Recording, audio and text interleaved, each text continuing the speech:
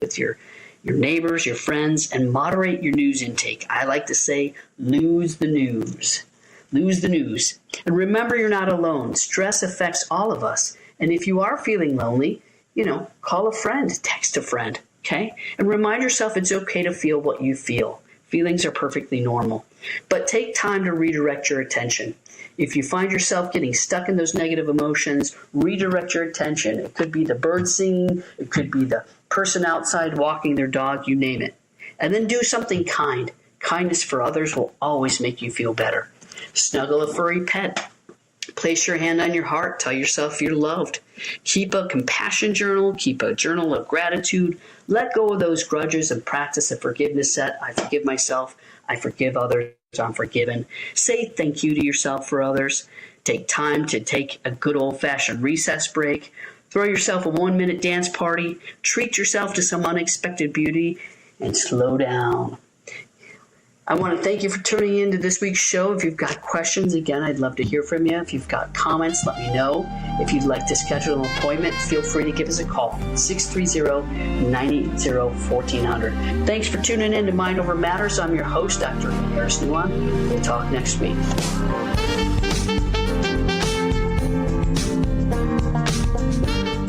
The preceding program, Mind Over Matters, was sponsored by TCF IHW LLC, and to the extent applicable their guests. The views and opinions expressed therein do not necessarily reflect those of Heartland Signal LLC or its management. Think Theory Radio. We're joined by Allie Mae Miller, hypnotherapist. Hypnosis is portrayed in media in general. Manipulation, mind control. People think it's like a truth serum. My clients describe it as they're in control the whole time. It's definitely not a truth serum. The client decides what they share with me, even in a state of hypnosis.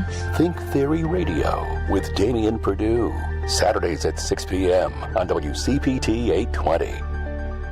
Did you know? VA home loans are a key to home ownership for those who served. When you're in the military, you reach a point in your career where you've traveled enough, and that was our situation, and we were ready to retire from the military, and we found a house here that we felt be a great environment for our children to grow up in. The process is, I would say, fairly easy. I've done it 3 times now, so I'm a repeat customer. My message to veterans, active duty, retired, is that seriously look at the VA home loan program. It has been transformational to my family because we were wanting to look for a home here in the DC area that we could settle down in. Home for me is family. It's a place where you know your neighborhood, you know your neighbors. It's not just a house, it's really what's around that makes it home. To learn more about VA home loans, visit va.gov/home loan. NBC News Radio, I'm Scott Carr. Pope Leo is calling for unity within the Catholic Church in his inaugural Mass. The new Pope gave his first Mass this morning as leader of the Roman Catholic Church, saying there's no room in the Church for religious propaganda or power plays. He also condemned economic policies that exploit the Earth's resources and marginalize the poorest.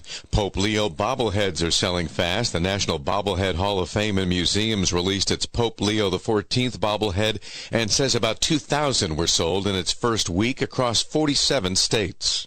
Traffic is back open on New York's Brooklyn Bridge after it was hit Saturday by the masts of a tall sailing ship. Jim Forbes has more. The crash killed 2 people aboard the ship and 19 others were injured. The ship is a training vessel of the Mexican Navy and was sailing down the East River Saturday night when the ship's 3 160-foot tall masts were unable to clear the bridge.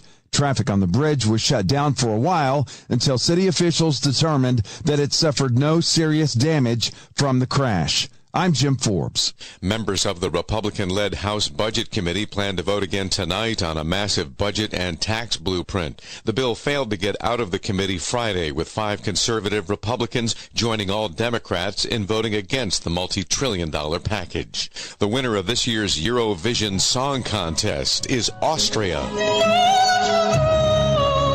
The final vote at the International Song Tournament held in Switzerland Saturday. It came down to a close race between singers from Israel and Austria. The winner's trophy went to JJ, the classically trained pop singer from Austria, winning the audience with his song Wasted Love. It marked the first victory for Austria at Eurovision in over 10 years. Scott Carr, NBC News Radio. This is Chicago's Progressive Talk, 820 AM, WCPT Willow Springs, and online at WCPT820.com, where facts matter. From energy to public health, extreme weather, the economy, and more, Climate Connections makes the global local. Hear it weekdays during the Tom Hartman program and during Joan Esposito, live, local, and progressive, right here on WCPT 820, Chicago's Progressive Talk, where facts matter. Stephanie Miller. Bob Cesca joins us now. Oh, God, shut down the internet. Can we just shut it down? We just got to unplug it. We need a timeout from the internet. Yeah. All of American society. I think, you know what? I say that half jokingly, but the other half is like, yeah. As someone who worked his entire career on the internet, I feel like we just weren't evolved enough. We weren't ready when it came along. Came along way too soon. Stephanie Miller, weekday mornings, 8 to 11 on WCPT 820. Chicagoland, are you ready to head up to the northwest suburbs on Sunday, June 1st? It's the 7th annual family-friendly Buffalo Grove Pride Parade. It all begins at 11 a.m. featuring 100 businesses, organizations, dance teams, musicians, bands, schools, and much more. The parade is geared for the LGBTQ community members and allies of all ages. This year's theme, Pride is Natural, highlights the normalcy of being an LGBTQ family in this time of great distress in our nation. And this year's Grand Marshals, well, it's us. Yes, WCPT 820's own me, Scott Duff. And me, Ellen Miller. We're the hosts about Chicago. The Buffalo Grove Pride Parade will feature a special tribute to Balloons by Tommy's late great owner with an incredible display of rainbow balloons. The Buffalo Grove Pride Parade, the family-friendly Pride Parade filled with magical giveaways for all, is Sunday, June 1st at 11 a.m. Information and map can be found at pintoprideproject.com. See you there. You're listening to WCPT 820 because facts matter. I'd like to welcome you to WCPT AM's Out Chicago. Think of us as Sunday brunch with your gay best friends. Now please welcome your host, Scott Duff. And a happy Sunday fun day to everybody out there. Scott Duff here along with Ellen Miller. Yes, indeed. Good morning, Scott Duff. Good morning. How are you on this chilly, gray? We're back to Maycember. We are. We are back to Maycember where it's going to be, if snow happened after this week. Yeah. Girl, I mean, it's been such a weird, end times weather. I heard him. I was rooting for Amy Coney Barrett. Like, what is happening here? What is going on here? That's nuts. It is nuts and cuckoo pants. But we've got a fabulous show. Of course we do. Today for you. Alderwoman Leni Manaa-Hoppenworth from the 48th Ward is going to be joining us later this hour. Her Green Social Housing Initiative passed this week in City Council. So we're going to find out a little bit more about what that is. How it's going to benefit the ward, the city of Chicago, and of course, dive into fun things that are coming up. We need some fun things. Yes, we need the joy. We need some fun and some joy. And girl, there was the Renegade Arts Festival that happened in Andersonville. Love that, yeah. I know. We were walking to Gethsemane, and we're like, look, crafts. It's back. And it's back. It's summertime. So street fair season's coming up. We're going to check in to see what's going on with the Alderwoman and the 48th Ward. Fantastic. And Pegasus Theatre Chicago. So, they have won 77 Jeff Awards. Wow. Over their time. I know. They reimagine and celebrate Shea Youngblood's Shakin' the Mess Out of Misery, a story of a young black girl's coming of age during the turbulent 60s. And we're going to be chatting with producing artistic director of Pegasus and the director of the show, Ilesa Duncan, in the second hour. And I'm so happy to have them back. Actor, writer, educator, activist. There's so many things that they do. Wilhelm is currently performing a revival of their hit solo show, Gender Play, or What You Will, as a part of Steppenwolf's Lookout series. And we're going to chat with them in the second hour. Because, we like artsy-fartsy stuff. Yes, we do. Around here. And there's nothing better than That's part of the joy that we're talking about. It is. It is. And the joy also comes from hearing from you. Indeed. So give us a call at 773-763-9278. The number again is 773-763-9278. Of course, you can find us on Facebook where we are coming at you live. Just head on over there. And you can listen live every Sunday from 11 a.m. to 1 p.m. at 8:20 a.m. on TuneIn from heartlandsignal.com or watch the live video stream on the WCPT Facebook page or the Heartland Signal YouTube page. And while you're at it, follow WCPT and Heartland Signal on all of the socials. You had a crazy whirlwind trip to New York City. New York never disappoints. And I always say we got to come every year. And it was 7 years since I was there last. But it's been a hot second since I've been there, too. Yeah, I mean, it's right there. I mean, it's easy to get to. There's a million flights. They're usually reasonable. Just don't go to Newark. Just don't fly. Just don't fly into Newark.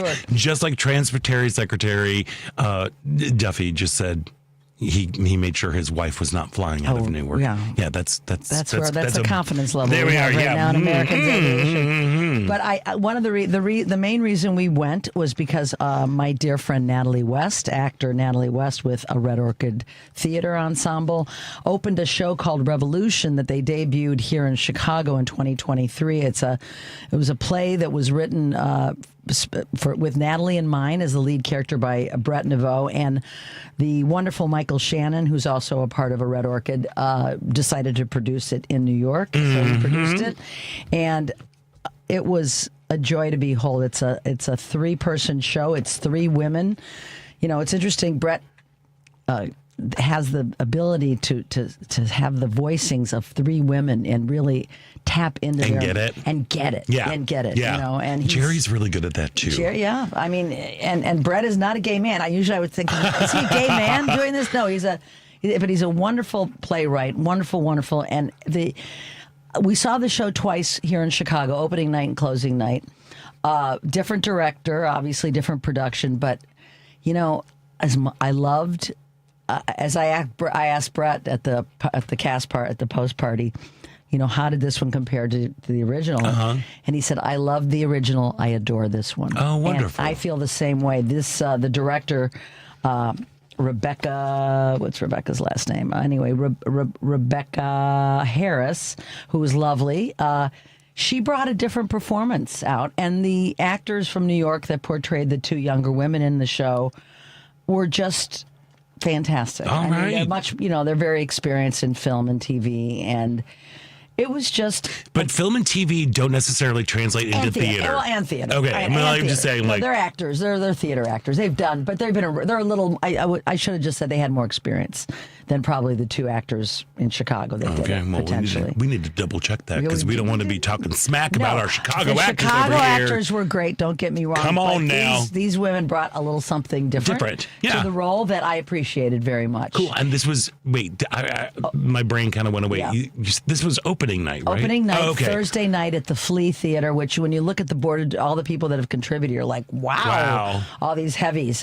So really, it's a neat theater in Tribeca. It was absolutely a beautiful night. And Natalie, she got her roses, baby. She got her accolades, and I'm hoping great things. She's a good one. She's a gem. It was the first time she ever opened a show or did a show in New York. That I find so hard to believe because she is just like, she's an actor's actor. Well, she is always a part of the Chicago. She's definitely a huge part of a Red Orchid. Oh, yes. She's always working on something. It surprises me that she hasn't done anything in New York. I think part of it is, she's been a mom to 2 kids and a dedicated mom. And, her, some people, you have to have that, you want to do that. You want to go and spend months at a time in another city. That hasn't been her thing. But, her kids are grown now. Yeah. And one of the leading Hollywood casting directors, who's a friend of a friend, came to the show and loved her. Amazing. So you never know what is going to happen. We had fun at the post party. Was Buckethead Michael Shannon there? He was filming in Australia, and my friend Natalie and her husband are staying at his condo in Brooklyn. But he flew in yesterday for the show and was flying out to London to do another thing. So, oh, wow. All right. So he's so talented. He's so tall, and he has the biggest bucket head on the planet. Have a bucket he has head. a very large bucket head. He is a nonstop workaholic. Yeah. But, he had a vision of bringing this to New York. And was this the first time he's produced something? To my knowledge. Wow. All right. Come on. Add that to the list. So we left the party, and I have to tell this little anecdote. We're just aimlessly wandering around. It's like we're in New York. We're only here 2 nights, and maybe we could find some live music. But it was kind of, truth be told, in the neighborhood we were in, Tribeca, Soho, there were a lot of restaurants and bars happening, but no live music. And we just turned. You got to go more downtown for that, right? Or the Village. If you go to Bleecker Street, there was more happening there too. But I'm standing we're crossing this corner, and I see what looks like a friend of ours. I know her through another dear friend, but I've known her for many, many years. Met in New Orleans in the 90s. And I'm like, is that Norina? Norina! And she's like, what? And it's my friend Norina. Okay. Who last time we were in New York, we were all hanging together. Uh-huh. We've only been in New York a matter of hours. She's like, oh my God, what are you doing here? And I said, I just came to play. And just random. I mean, just random. Right. She had produced a salon with some major, I can't remember their names, Paul and these major musicians. This guy was married to Ricky Lee Jones, one of them, and it was a major guitar player. And she was saying her goodbye. She said, I'm going to meet some friends for a nightcap. Would you like to join me? And she's had some high heels on. She grabbed me by the arm. We helped her walk a couple blocks. And she says, come on in. I go, sure. Well, we have nothing else to do. Yeah. She goes, one of them is my friend Russ, who is a legendary American record producer. I'm like, Russ Titleman. I go, I know that name. Well, we go in there. There's this woman named Kelly, who's an actor. I don't know her last name. Oh, another woman named Bridget, whose birthday it was, who's a TV sitcom writer. And Russ Titleman and Gary, who's a musician, and our friend Norina, Kathy. I mean, we just had a fabulous evening. A couple of hours just talking. The restaurant was like closed, but we were hanging out.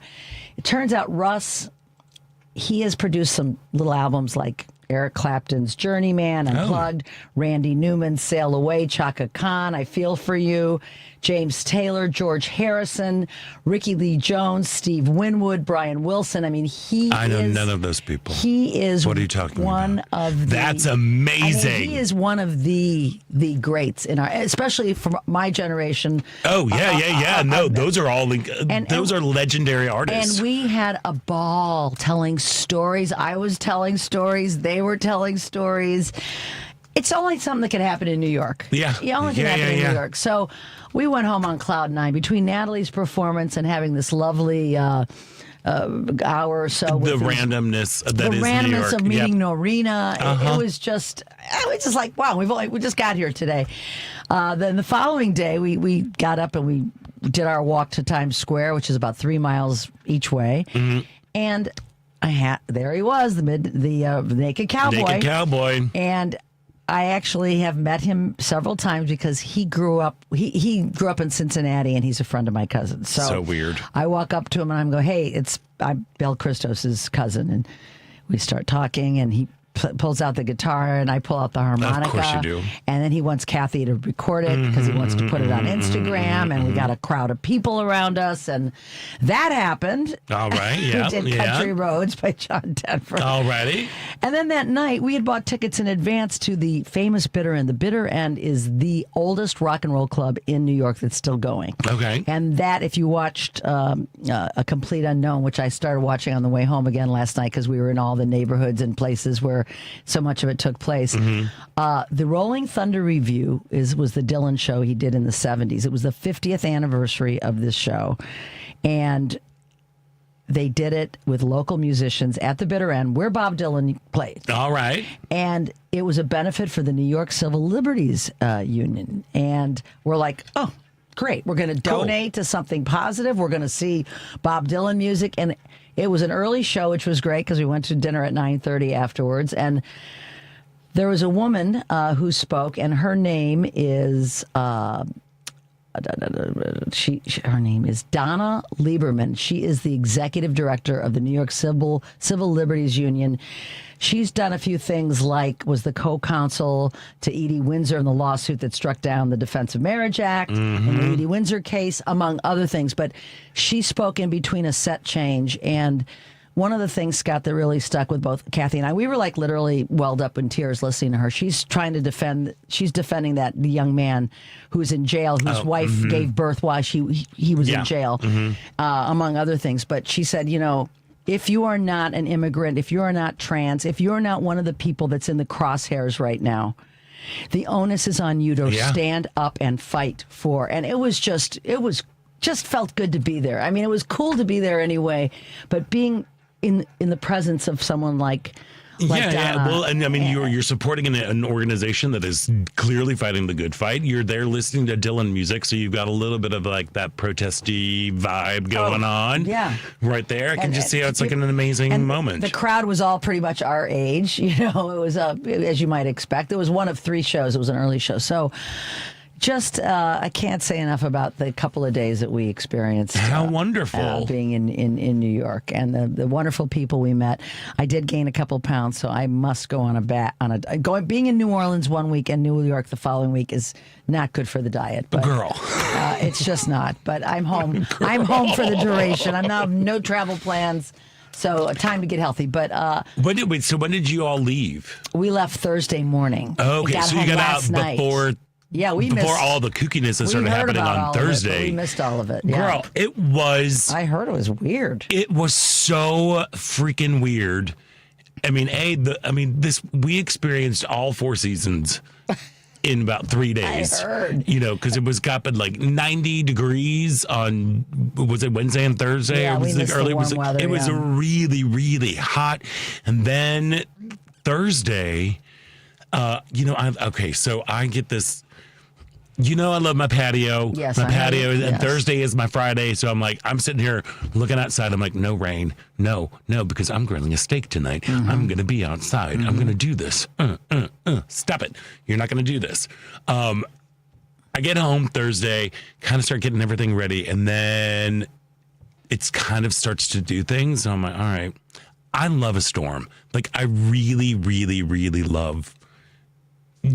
Just love being in. I love a thunderstorm. Yeah, I do. And we don't really I do too. And we don't really have them here. Like growing up in suburban St. Louis and then living in the South, you get some really amazing thunderstorms and lightning storms. And so I'm just kind of out there. I'm like, it's not really going to do anything, And we had the umbrella up. I'm like, oh, it's not going to do anything. And then I'm like, oh, it's starting to do things. So I went into we've got a little vestibule that goes into our courtyard. So it's covered.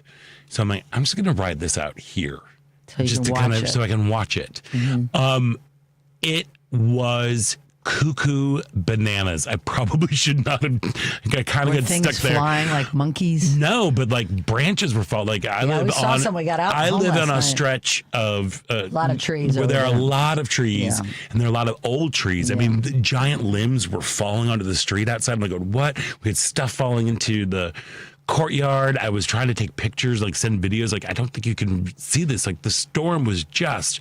Now was this crazy. The dust thing or? No, this was Thursday. Okay. So Thursday, and we're just kind of watching, and then it finally it lasted about a half an hour, but it was very intense.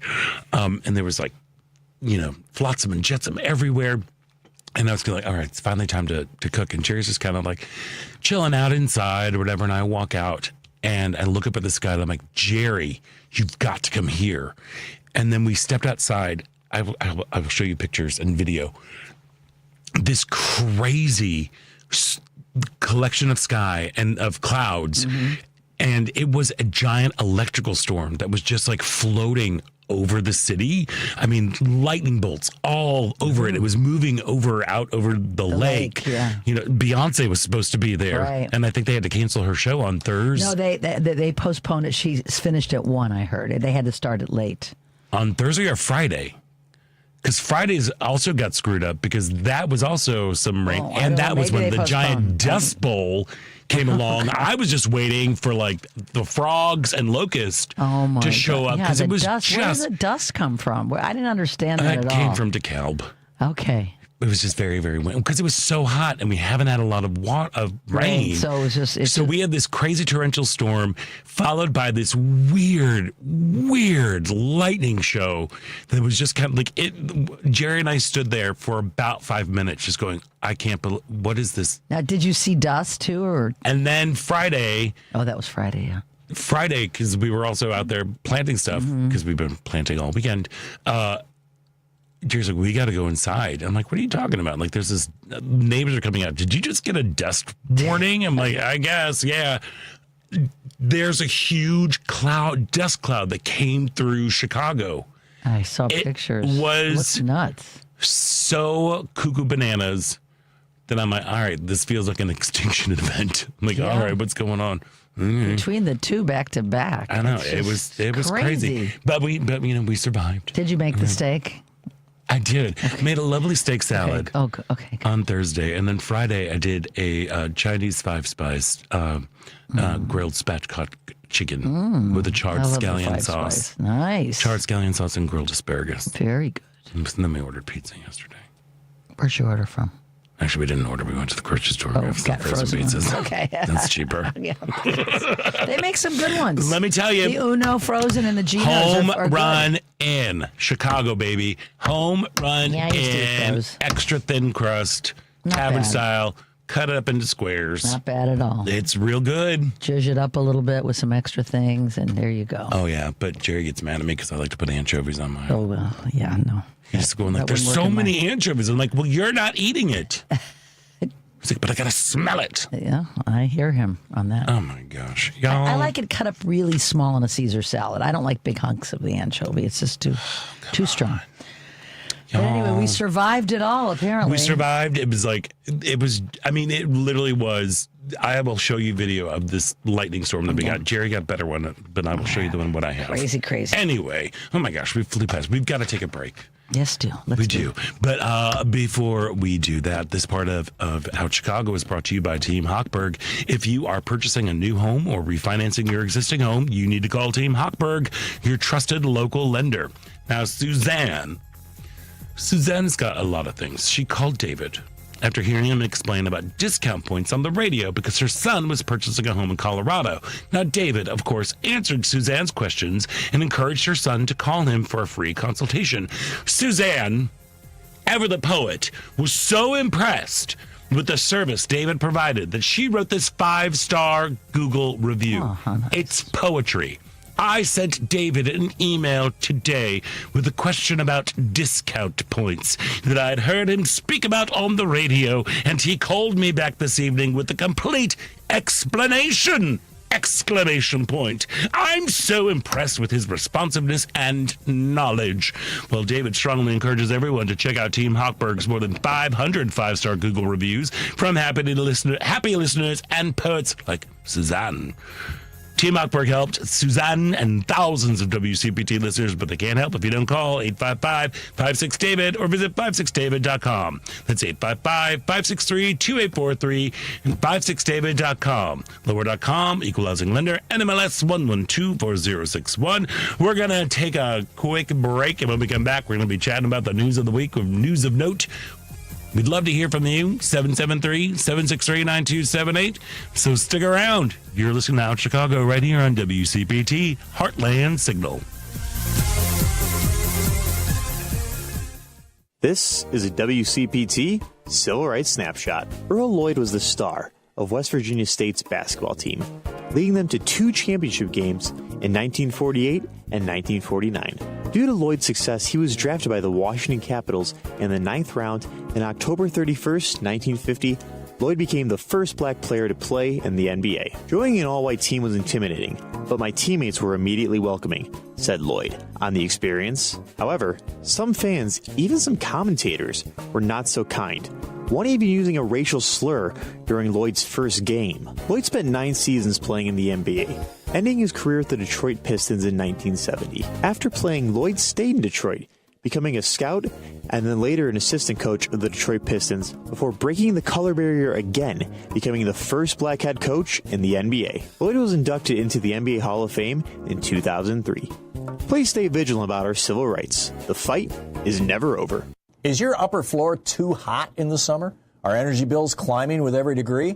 Green Attic can help. With over 15 years of experience and more than 1,000 5-star reviews, Green Attic is a trusted Chicagoland name for insulation, ventilation, and roofing solutions that improve comfort, energy efficiency, and indoor air quality. They specialize in attic insulation, spray foam, crawl space encapsulation, mold remediation, and solar attic fan installation, all designed to keep your home cooler in the warmer months. Green Attic also offers full-service roofing through Green Attic Roofing, including traditional and solar roofing systems with instant online quotes and long-lasting, eco-friendly materials. Green Attic backs its work with the industry's only 10-year labor warranty, plus lifetime warranties on selected materials. Schedule a free installation consultation at greenattic.com or get an instant roofing quote at greenatticroofing.com. That's greenattic.com and greenatticroofing.com.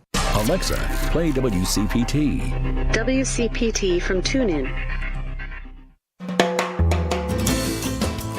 Welcome back. I'm writer and activist Stacey Anshin. You are listening to Out Chicago on WCPT 820.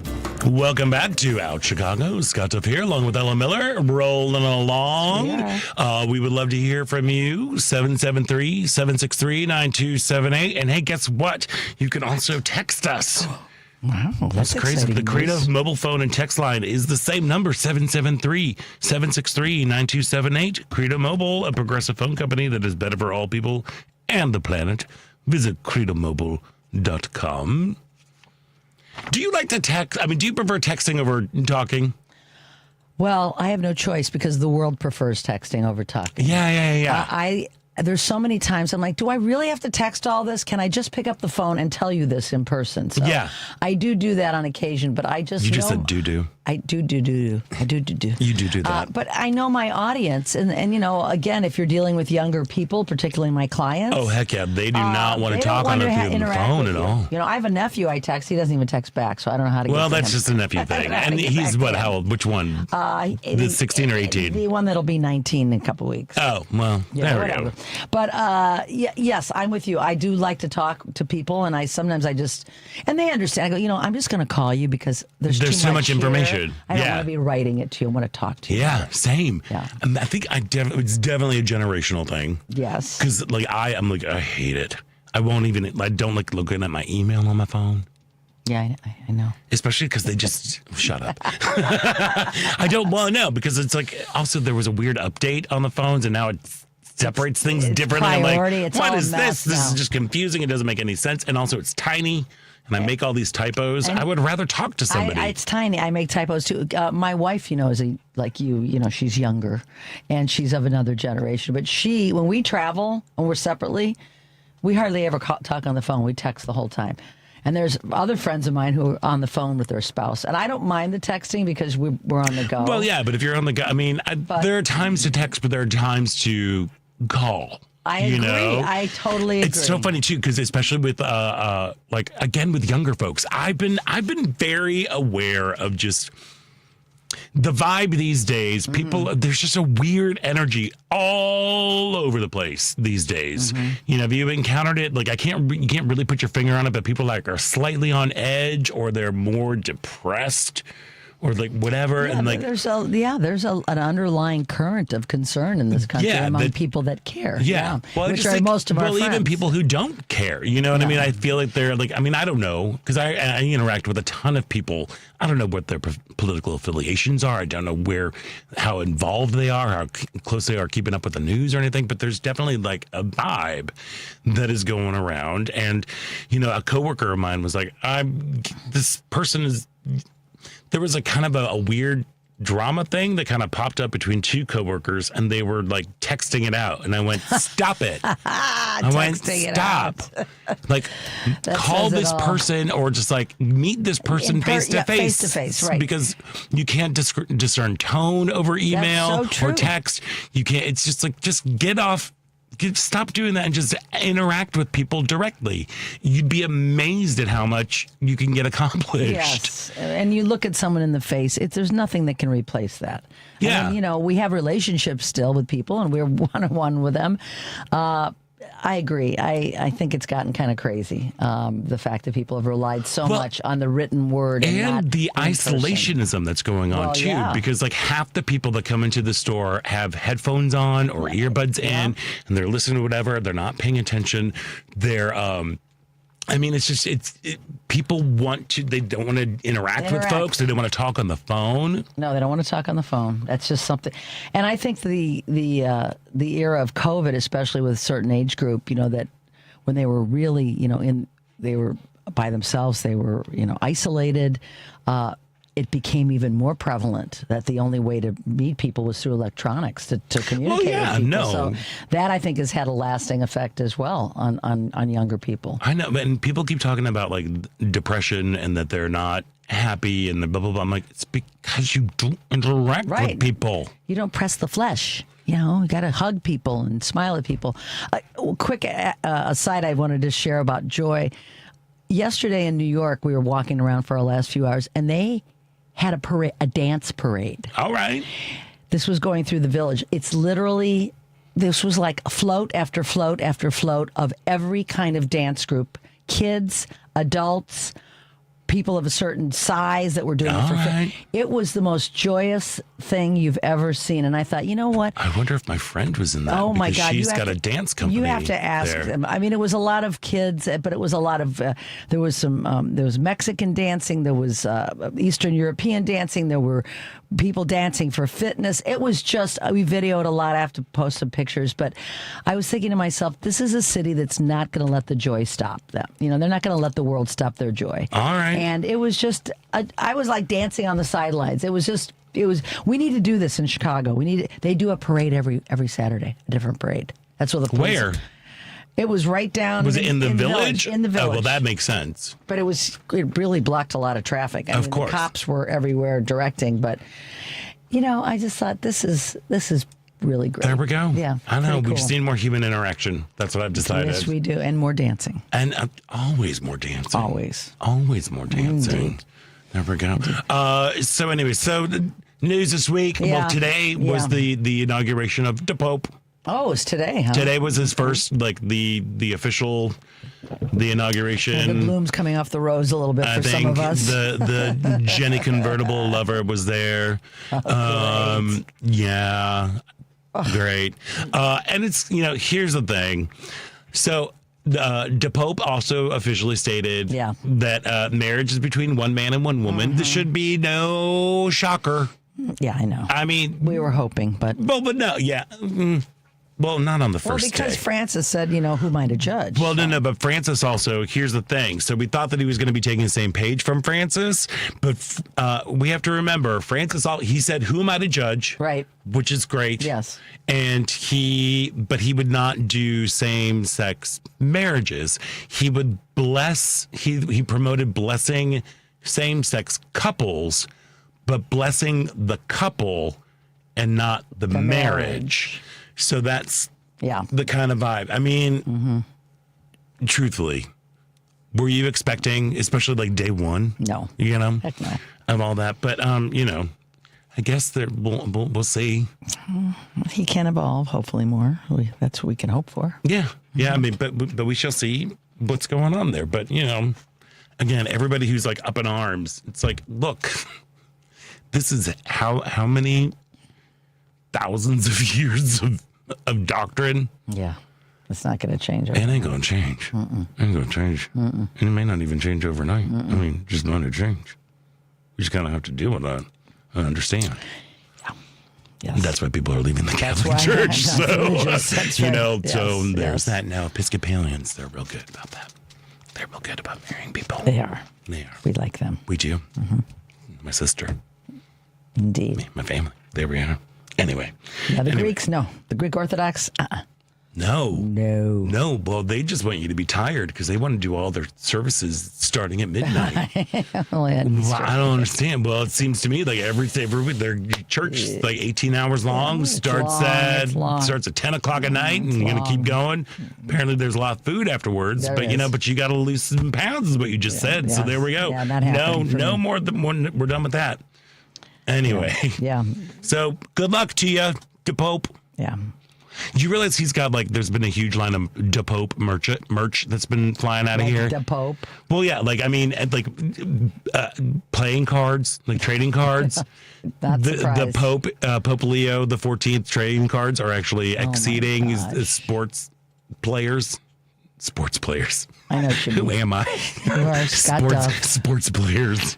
We understand. You know what I mean? Yes, I know like exactly the folks who what like you to chase after balls. Yes, those guys. Those guys. Mm-hmm. Yes. Mm-hmm. There I am. Mm-hmm. Anyway, and SCOTUS has been other news this week too. SCOTUS has been kind of SCOTUSing. Well, they may be put on by Republicans and Democrats, but when it comes to being disrespected from what they're saying, I think they're all on the same page, and it's starting. Well, 7 of them are. Yeah, 7 of them. 7 of them are, yeah. But the other 2. Always, forget those 2 ding dongs. Forget about those 2. Yeah.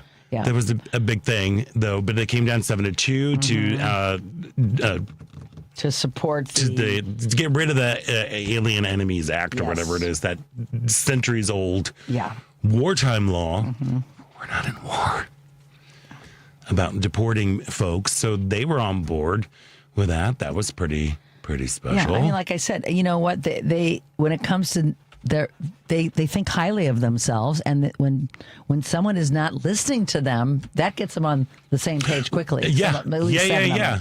Well, but it's also what's so because of course MAGA is getting all upset. Here's what I don't think what MAGA really understands is that there are 3 co-equal branches of government. They don't understand about that there are 3 branches, and that's how checks and balances work, and how they act independently of each other. MAGA had their panties in a wad over they're going after Amy Coney Barrett. I think mostly because she's a woman and it's easy, and she's also making really good arguments. Yeah, again, she's a constitutionalist.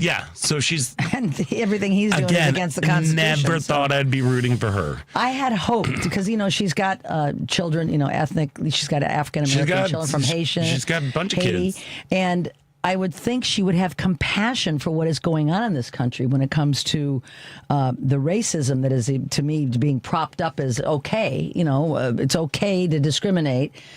I mean, I don't care what they say, but that's what they're basically saying. And I would think she was going to go. Well, not just discriminate. Well, they're changing history. They're changing history. Yeah, they're deporting people without due process. Due process. There's all of it. All of it. And, you got to get, even if you were put on there by, even if you're a conservative Catholic, at some point you have to have a backbone and say, wait, this isn't right. Yeah. So she is there, apparently. Yeah. But MAGA is what are they doing? And even Ding Dong is sending, he had, after getting although we talked about his plane last week. Mm-hmm. No, well, that happened. It was was it announced last week? Yeah, we talked about it at the end about it. It was a $400 million plane. I was like, that's coming. Yeah. I mistakenly said it was from Saudi Arabia. No, it's from Qatar. Mm-hmm. Qatar. There we are. What was I going to say about that? It was something very impressive, but it just went outside my head. About Amy? No, I don't know. Oh, Ding Dong. Yeah. Ding Dong was over there, over in the Middle East, and as he was leaving, he a flurry of social media posts coming out about the radical left has taken over the Supreme Court and they need to follow me. They're preventing me from doing what I was elected to do. Doesn't matter about laws, and just then, about him. But anybody who on the right who dares to just be like, hey, this might not be right. Every single one is primary them. You're going to be primaried. You're right. That's what a dictatorship is. I know. That's how I know. Yep. But it's we need to remind folks that, 3 co-equal branches of government. If these people knew history and knew the Constitution, they probably wouldn't have voted, but the way they did. But sadly, they just follow what Fox TV and Newsmax and the rest of the crap they listen to. And they're not going to get a real picture of how America is supposed to work, how a democracy is supposed to work. No. So we've got them. SCOTUS is kind of SCOTUSing pretty well right now, it seems. And another thing that has triggered the snowflakes of MAGA is FBI Director James Comey. They got really upset about a seashell post on Instagram. 8647. Yeah. Yes. Now, if you ever hear the term 86, what do you think? I'm in a restaurant and they're out of it. Thank you. Thank you. It's like we're done. We're done with it. If you were in a restaurant, I worked in a restaurant. That's how I learned it. That when is I was young. indeed. I think that's how a lot of people take it. Now, 86 is also some sort of weird, oldie timey Al Capone gangster thing about getting rid of somebody about being 86. Don't know where the number came from. I should have done a little bit more research on that one. But it's just, but MAGA now is saying that he was calling for the assassination of Ding Dong, and that he should be jailed. Now, do you remember the time when Ding Dong reposted pictures of like a truck with a decal on the back of President Biden, hogtied on the back? Yeah. That was fine. Sure. When Sarah Palin put out all the crosshair things with on Hillary. there with Hillary. Yeah, with not just Hillary, with all these Democrats that were up there. Yeah. Do we remember that? Oh, sure. Do you remember that, MAGA?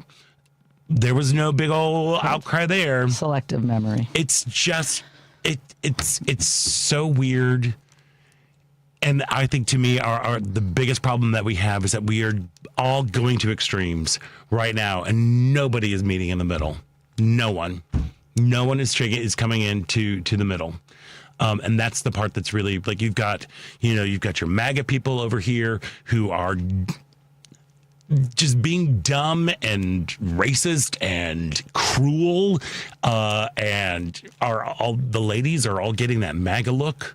With the too much plastic surgery and a lot of hair weaves and things and the lips, they're doing that. And then you have the people on the left who are, screaming about, like, who are just little piddly things to me, that are like being way too sensitive and looking out for everybody. Well, that's what and got us where we are. That is where we got. Sensitive. Well, what's going on? But nobody is coming into the middle. And I remember I ran into Ben Jarofsky this week, and the last time that I did his podcast, it's been a while, and I was like, I'm really sad because right now you have half the country who thinks the other half is evil, and that works both sides, and that's kind of where we are, and nothing is going to get done until we can let go of some of that, have real conversations with people face to face. Face to face. Not indeed. text or not email or not on social media. Yeah, no, you're right. And that's what's going to change, how things are going to change. Ever right now. Anyway, you're going to chew on that right there. We need to take a quick break. And when we come back, we're going to be chatting with Alderwoman Leni Manaa-Hoppenworth from the 48th Ward. So stick around. You're listening to Out Chicago right here on WCPT Heartland Signal.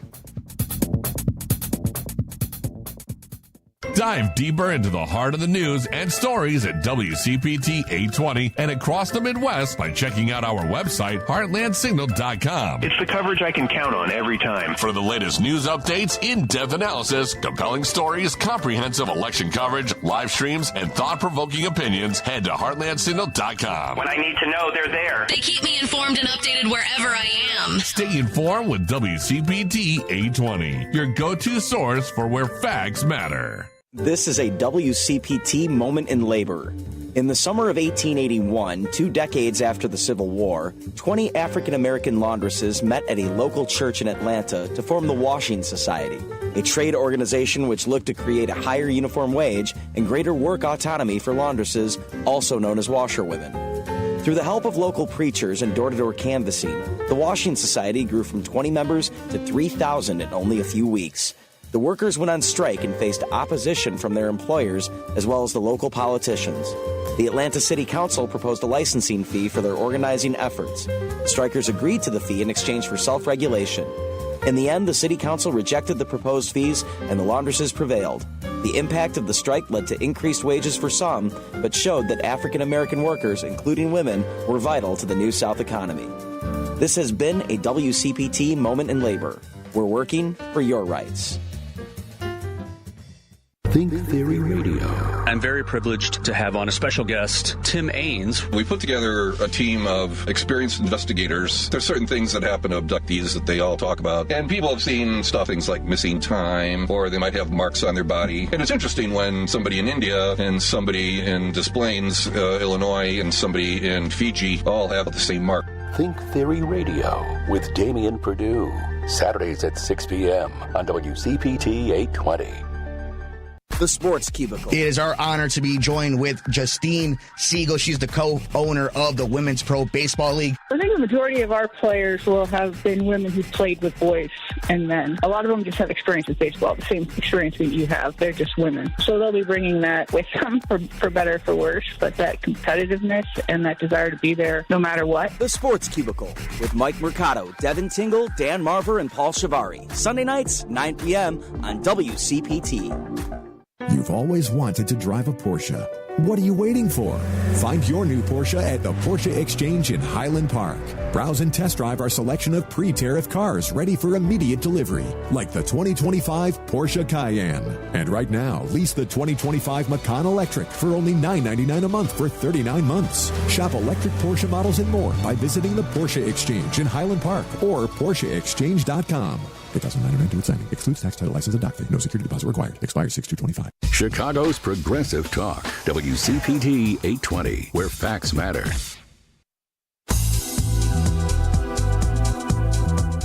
I'm Honey West. Welcome to Out Chicago on WCPT. Welcome back to Out Chicago. Scott Duff here, along with Ellen Miller, rolling along. Discussing our wardrobe for the upcoming June 1st Pride Parade at Buffalo Grove Pride. We are. I know. We're very excited. We're going to be co-grand marshals of the Buffalo Grove Pride Parade on June 1st. Family-friendly event, yes. And we're going to be broadcasting live from there. Lots going to go Lots on going on yeah. there. I know, but hey, there's lots going on right now in the 48th Ward, and we are so excited that the 48th Ward Alderwoman, Leni Manaa-Hoppenworth's Green Social Housing Initiative passed City Council, which is good news for the ward and for Chicago. And joining us now is no other than Alderwoman Leni Manaa-Hoppenworth. Welcome back to the show. Hello. Thank you, Scott. Thank you, Ellen. It's great to be back. It's good to have you. We always love having you. How are you doing? I'm good. You know, this week we celebrated 2 years in office. I know! But many freshmen. Wow. Congratulations. Thank you. And I remember the last time we spoke, you all were celebrating 10 years. I know, and now we're in the middle of our 12th year. Yeah. Isn't that cuckoo bananas? Cuckoo bananas. It is cuckoo bananas. But hey, congratulations on the Green Social Housing Initiative. Can you tell our listeners a little bit about what the Green Social Housing Initiative is? Thank you. Yeah, thank you for the opportunity to talk about this, because this is something, and it's basically a tool that's going to help us build more affordable housing across Chicago. Love it. In a way that we have never been able to before, because traditionally we build affordable housing using federal subsidy. And we don't know what's happening at the federal government right now for I don't know how long. Right. So we in Chicago has taken it upon ourselves to use the bond money that we passed last year, of which it was $2.1 billion. We set aside $135 million of it towards housing and economic development. And green social housing is a tool that we're going to be able to use to unlock the funds and the processes to do that. And so it's my first big legislative win.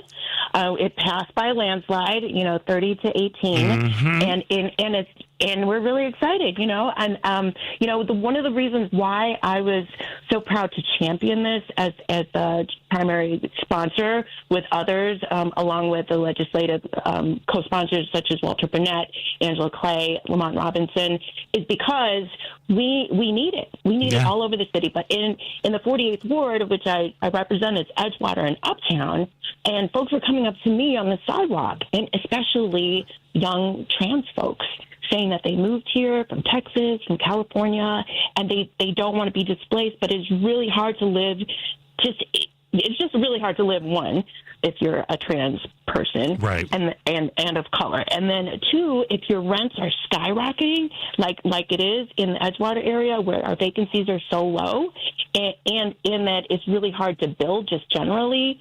I wanted to find a policy that we could champion here in Illinois to be able to do that. And green social housing is the way forward for us in the city of Chicago. Not only is it financially sustainable, but it also points to ways that we have to center the environment. We need to build around public transit. And in Edgewater in particular, there are a lot of CTA public spaces that are being used right now for staging for the Red and Purple modernization project, of which, it's wrapping up. And so I want that parcel of land, if you can imagine it, on Broadway between Bryn Mawr and Hollywood to be one of the first to be built. So 70% market rate, 30 or to 40% affordability. And that's something that we want. What it will do is it will allow us to retain the diversity of which we love in this ward. And that includes across race and class and identity. And right now it's really hard because, again, all the things that I mentioned, and we want people to stay and we want more people to be here. All of it is going to help us bring people into the ward, people on the street, feet on the street, heads in beds, people on the street, but also to support our many small business corridors. I live in Andersonville. It's a terrific little, a couple block stretches, but we have a lot of business corridors around the 48th ward, which are struggling, of course, because of the pandemic and because of the reconstruction with the red line here. And so this is going to be another way to bring more people into the ward, to support our small businesses, to help expand our tax base, and to address public safety issues of which, we're all struggling with right now. So, Leni, when you say sustainable building practices, and what kind of technology or practice would come into the construction of these homes? I mean, are we talking, green roofs? Are we talking solar panels, recycled materials? Like what exactly is the sustainable part of the green initiative? Exactly. Well, all of that points to what we already have in place right now, which is a sustainable development policy guidelines for bigger housing, which includes what we want, which is 70 units or more. So developers have a matrix that they can choose from, including all the things that you talked about, and also like affordable units actually adds to that. Bird migration practices to keep the birds safe, things like that are in this matrix. And so developers can choose from that. But not only that, that's already in place. So not only that, but it is going to address the idea that we in Chicago we are so dense in public transit, and we want our public transit and our housing to work hand in hand so that people can live and thrive in the city of Chicago.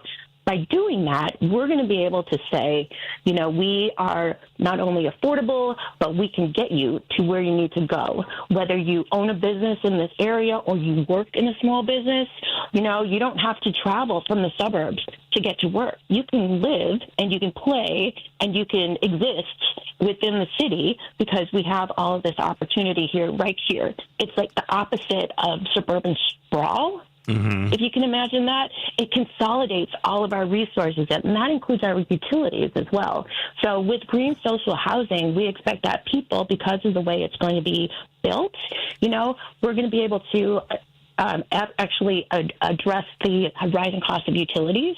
So over $500 a year actually will be realized in cost savings through the green initiatives that these buildings will be able to come forward with.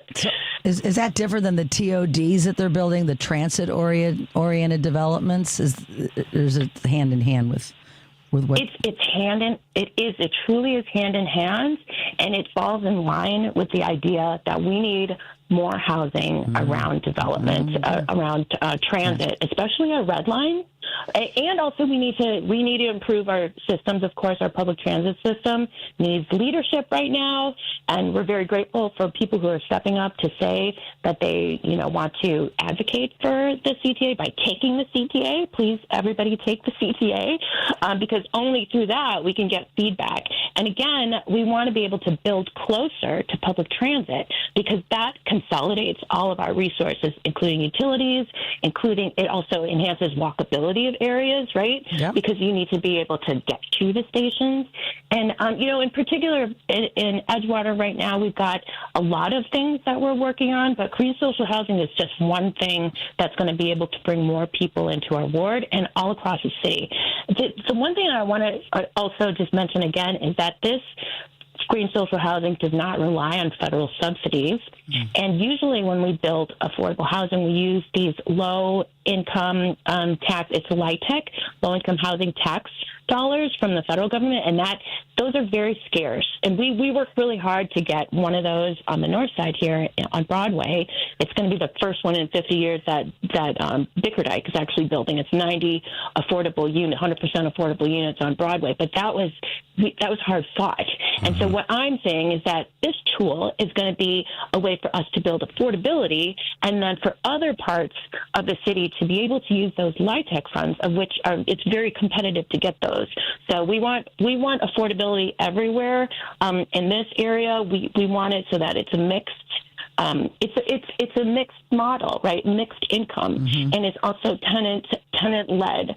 So there are so many good things that are happening because of this, and it's just I'm very excited to get it forward because it's new to Chicago, but it's not new to the nation. Because we're looking at Atlanta, we're looking at Montgomery County, we're looking we're looking worldwide, really, at other places that are struggling with affordability right now. And this is the one way that's equitable. It unlocks opportunity, and also it's locally focused with our finances. Well, Alderwoman Leni Manaa-Hoppenworth, I'm sorry, our time is wrapping up real quickly, but I want to say congratulations to you for having this initiative get through City Council with such overwhelming approval. And thank you for, I know as you were running for office, how affordable housing and celebrating the diversity of our wards was a very, very big issue for you. So congratulations so much on doing this, and it's going to be an incredible impact, not just for the 48th ward, but for Chicago as a city. So thank you. And I was really thinking about that bird migration thing too, because is the Montrose is that part of your ward, that Montrose Harbor with the bird sanctuary? It's not. It's just outside of the ward. That's in Alderwoman Clay's ward, but we're neighbors and we work together. Absolutely, nice. But I don't think people realize how much of it's a big bird migratory stop. Anyway, but we could have a whole other show about that. Leni Manaa-Hoppenworth, Alderwoman for the 48th ward. Thank you so much for taking time out to join us today. Congratulations on 2 years, and congratulations on the Green Social Housing Initiative. And have a fabulous day. Thank you, Scott. Thank you, Ellen. I also want to shout out to you and congratulations on 12 years. And also for just being the voice, especially on Sundays for folks who, might feel isolated and alone. You really are ones that are reaching out to the community and bringing people together. And that's what we need right now. Thank you for showing up. Thanks, Thank you so much. Alderwoman Leni Manaa-Hoppenworth. We've got to take a quick break. And when we come back, there is more Out Chicago right after this. If you're purchasing a new home and working with Rocket Mortgage, listen very closely. Carly, 54, first-time home buyer, income 65 G's a year, contacted Rocket Mortgage for a mortgage. Rocket locked her into a 25-year fixed FHA loan at 6.125%, which sounds great until I reviewed Rocket's loan documents. Carly didn't know Rocket placed her into a 25-year fixed loan, not a 30-year fixed loan like she wanted. Carly also didn't know Rocket Mortgage charged her over $5,000 to lower her rate. I explained why I thought it wasn't in her financial best interest to buy down the rate, and that's why Team Hochberg, not Rocket Mortgage, will be helping Carly with her mortgage. Let's review. Rocket Mortgage placed Carly into a loan she didn't want and didn't understand why Rocket charged her to secure a lower rate. If you want to work with a lender you can trust, give us a call now at 855-563-2843 or visit 56david.com, 855-563-2843 or visit our website 56david.com. Lower.com, equal housing lender, MLS 112-4061. When I'm in the car, I'm always listening. Driving it home with Patty Vasquez. Patty Vasquez. Weeknights 5 to 7 on WCPT 820. NBC News Radio, I'm Lisa Carton. Dozens of people are dead after tornadoes and violent weather slammed the central U.S. late Friday and early Saturday. Kentucky Governor Andy Beshear confirmed 18 deaths in that state. 7 people died in Missouri and 2 in Virginia as a result of the storm system. There's widespread devastation and hundreds of thousands are reported without power across at least a dozen states. FBI Director Kash Patel says the agency will leave its Washington, D.C. headquarters. We want the American men and women to know, if you're going to come work at the premier law enforcement agency in the world, we're going to give you a building that's commensurate with that. And that's not this place. According to Patel, 1,500 employees will leave the J. Edgar Hoover building on Pennsylvania Avenue because of its condition and will be relocated to locations across the country. However, the FBI director did not share a time frame for the move or the Bureau's new headquarters location. Pope Leo is calling for unity within the Catholic Church in his inaugural Mass. The new Pope gave his first Mass this morning as leader of the Roman Catholic Church and said there's no room in the Church for religious propaganda or power plays. He also condemned economic policies that exploit the Earth's resources and marginalize the poorest. Ukrainian leader Volodymyr Zelensky later met privately with the Pope following Leo's call for a just and lasting peace in Ukraine. Former Vice President Mike Pence says it's a bad idea for President Trump to accept a 747 jet from Qatar to use someday as Air Force One. Pence tells NBC's Meet the Press that accepting the luxury jet would raise security and constitutional concerns. Qatar has a long history of playing both sides. They support Hamas. They supported al-Qaeda. Qatar has actually financed pro-Hamas protests on American campuses across the United States. You're listening to the latest on NBC News Radio. This is Chicago's Progressive Talk, 820 AM, WCPT Willow Springs, and online at WCPT820.com, where facts matter. When you leave the office, catch up on what you missed on the way home. With Patty Vasquez, weekday afternoons from 5 to 7. Because we have so much to talk about every day. Driving it home with Patty Vasquez. And as you would imagine, that would mean that folks want to call in and join the conversation. Only at WCPT 820, Chicago's Progressive Talk. The Hal Sparks radio program. Walmart's financial chief, John David Rainey, said tariffs are going to be inflationary. There is no disputing that. Walmart has said these costs are going to be passed on to the consumer. 60 to 70% of the things that are in your local Walmart come from China. It might as well be an Alibaba outlet store. And they're about to find out the hard way. Hal Sparks, Saturdays from 11 to 1 on WCPT 820, Chicago's Progressive Talk. Because facts matter. You're listening to WCPT 820. I'd like to welcome you to WCPT AM's Out Chicago. Think of us as Sunday brunch with your gay best friends. Now please welcome your host, Scott Duff. Welcome back to the second hour of Out Chicago. Scott Duff here, along with Ella Miller, just rolling along here. Yes, We've got a fabulous second hour of guests, but hey, also what's even more fabulous too, not only can you call into the show, but you can also text us using the Credo mobile phone and text line. It's 773-763-9278. Hey, Credo Mobile, a progressive phone company that is better for all people on the planet. Visit credomobile.com.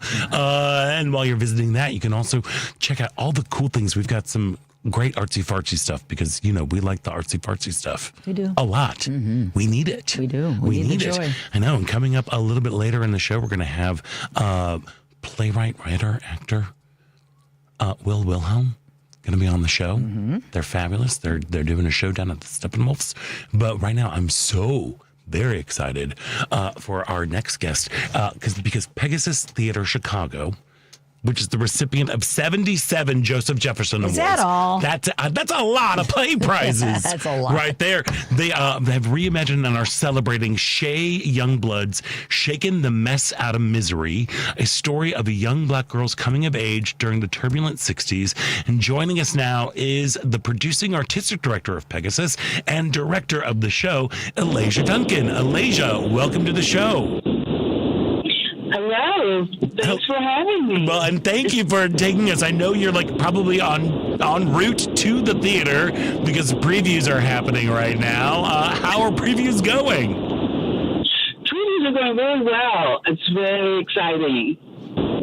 Fantastic. So tell folks a little bit about the story of Shakin' the Mess Out of Misery by Shea Youngblood. Sure. So the play is adapted from Shea's book called The Big Mama Stories. It came out of the short novel that she created about growing up and being raised by a community of women.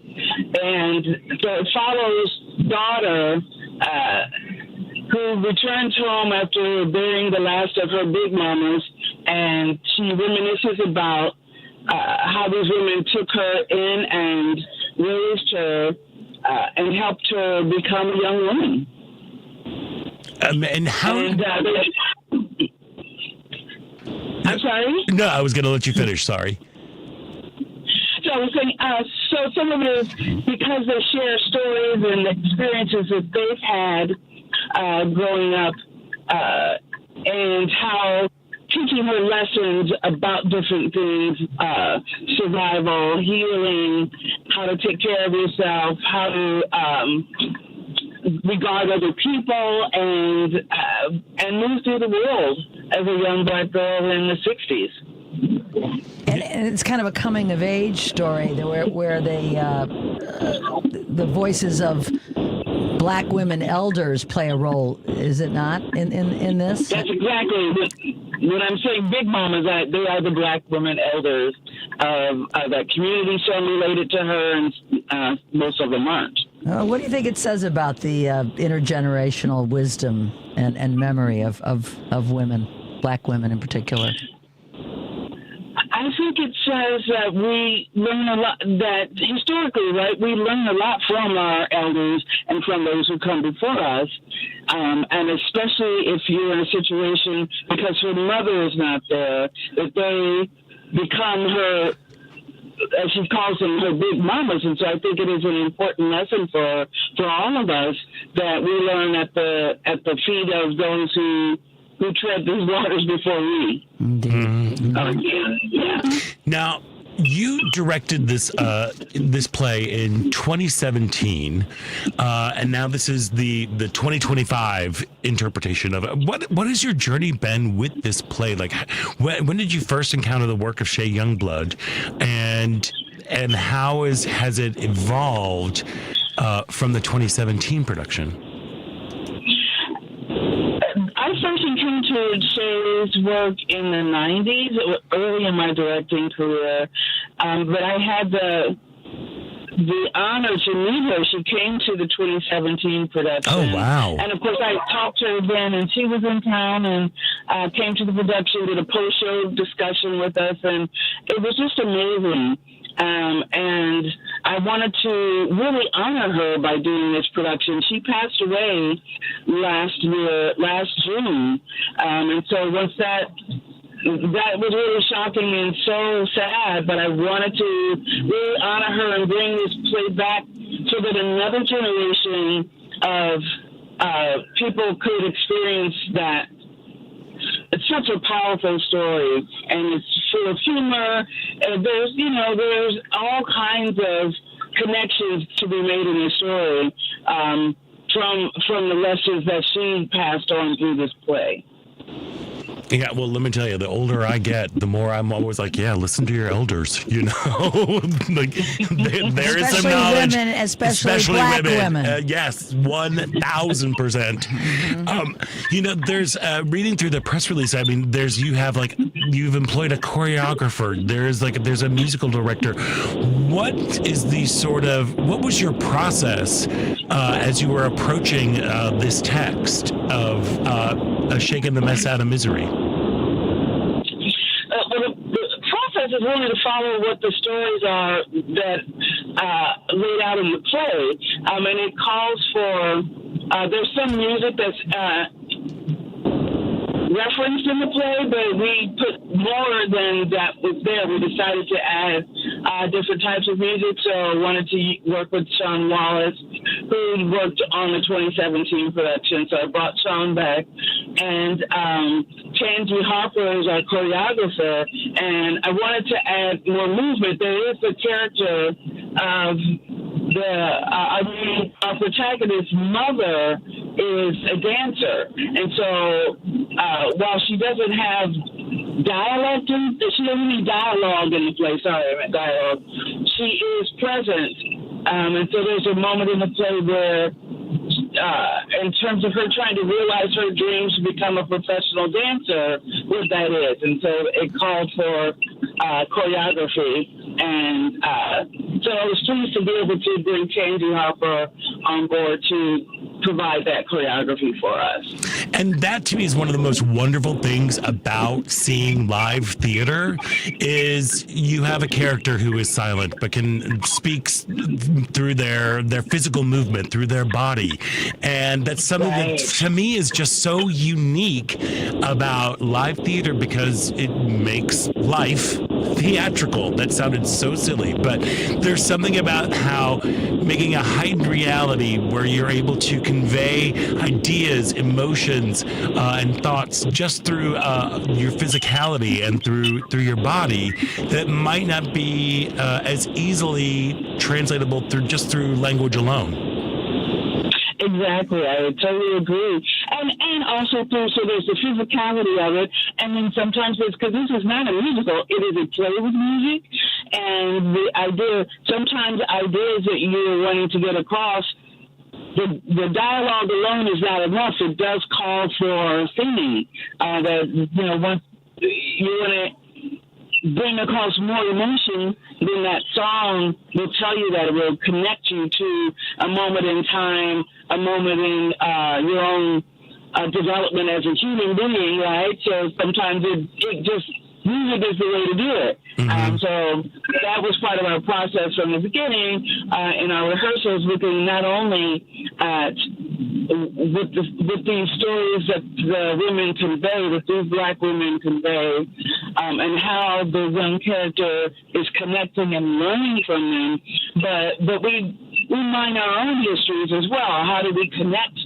We always want to know from an actor how they connect to that from their own life experience and their own lived experiences, and finding people who remind you of the characters in a book or in a play, and so that's part of that process. Is this delving into the storyline, into the stories, and into the moments in the play that can resonate, and how we want to connect those so that our audience can also connect and resonate and find meaning and memory through these words.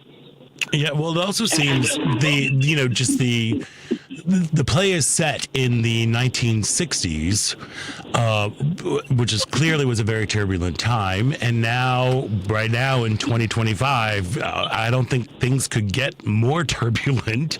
But there seems to be echoes of the 60s happening right now.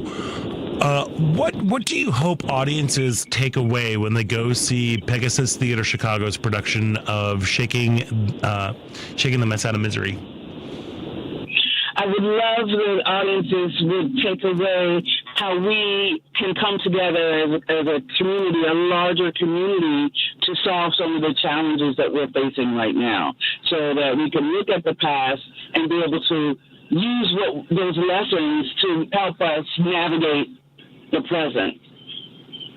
Well, and there's always lessons that we need to learn from the past, because clearly history repeats itself. But speaking of the past, are any of your ensemble, because you have an incredible ensemble of actors, were any of them in the 2017 production, or is this a whole new group of artists? It is mostly a new group, but there are 3 actors in the show that were in that production. So Felicia McNeil, Deborah Neal, and Stacey Devlin are actors that are returning. All right, so we've got some old, some new coming together to create something new and powerful. If you are looking for a wonderful evening at the theater, Pegasus Theatre Chicago presents Shea Youngblood's Shakin, the Mess Out of Misery, directed by Ilesa Duncan. It runs through June 15th at Chicago Dramatists.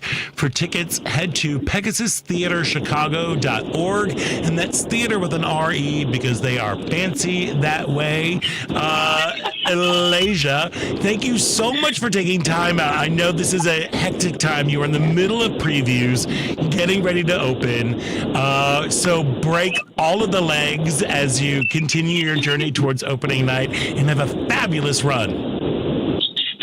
So much, and we hope to see you there. Absolutely. Keep up the great work, Again, Ilesa. Pegasus Theatre Chicago presents Shea Youngblood's Shakin, the Mess Out of Misery, directed by Ilesa Duncan. It runs through June 15th at Chicago Dramatists.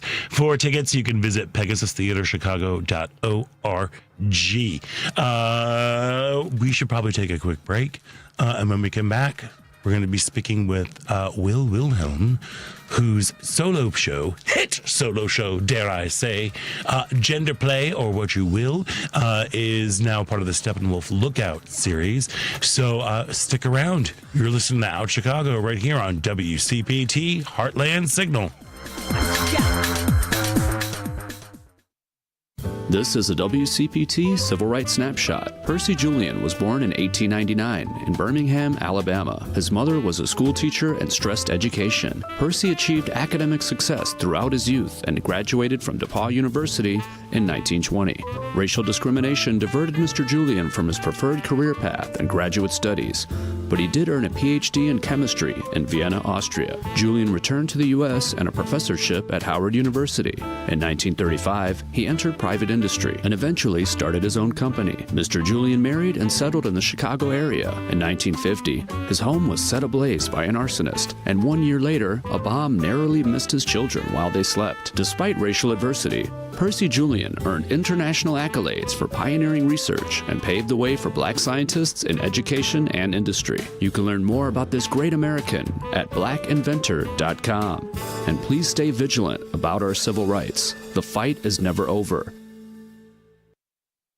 Chicagoland, are you ready to head up to the northwest suburbs on Sunday, June 1st? It's the 7th annual family-friendly Buffalo Grove Pride Parade. It all begins at 11 a.m. featuring 100 businesses, organizations, dance teams, musicians, bands, schools, and much more. The parade is geared for the LGBTQ community members and allies of all ages. This year's theme, Pride is Natural, highlights the normalcy of being an LGBTQ family in this time of great distress in our nation. And this year's Grand Marshals, well, it's us. Yes, WCPT 820's own me, Scott Duff. And me, Ellen Miller. We're the hosts of Out Chicago. The Buffalo Grove Pride Parade will feature a special tribute to Balloons by Tommy's late great owner with an incredible display of rainbow balloons. The Buffalo Grove Pride Parade, the family-friendly Pride Parade filled with magical giveaways for all, is Sunday, June 1st at 11 a.m. Information and map can be found at pintaprideproject.com. See you there. The Sports Cubicle. Commissioner of the American Association of Professional Baseball, Joshua Schaub. So our players are not playing to develop to make it to the major leagues. They play for the name on the front of their jersey. They play for each other and they play to win. So the style of baseball is completely different. They're literally trying to get guys out. They're literally trying to move runners over. They're trying to win the game. So I just want to note that difference as well. The Sports Cubicle, Sunday nights, 9 p.m. on WCPT. Hey Google, play WCPT. Streaming Chicago's progressive talk from TuneIn.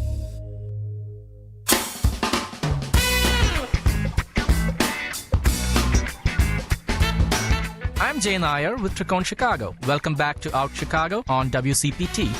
Welcome back to Out Chicago. Scott Duff here, along with Ellen Miller. And hey, Monday on Driving It Home, Patty Vasquez will be joined by social media influencer and candidate for Congress, Kat. Oh no. They gave me things to read, and I'm going to screw up someone's last name. Kat oh gosh. Do you know? Is this what the person that's running against Jan Schakowsky, right? Sure. Well, for Karen Kat. Abzaleh, I'm not going to get it. Abigazele. I'm so sorry. And positivity. Abughazela. A Bug is All right, well, that's on Paul. Thank you. Do you know who she is? Not yet, but I'm going to be tuning into Patty Vasquez on Monday. Influencer that announced that she was going to take Jan Schakowsky's spot. All righty, well, Schakowsky, I think, since dropped out. All righty, and you can tune in, and we can actually stop screwing up the pronunciation of her name. I know. And also on Monday, I'm driving it home. Positivity expert Jen Zanotti with some Monday motivational advice. Driving it home with Patty Vasquez weekdays from 5 to 7 p.m. Central on WCPT 820 a.m. The Heartland Signal website, TuneIn, YouTube, and Facebook.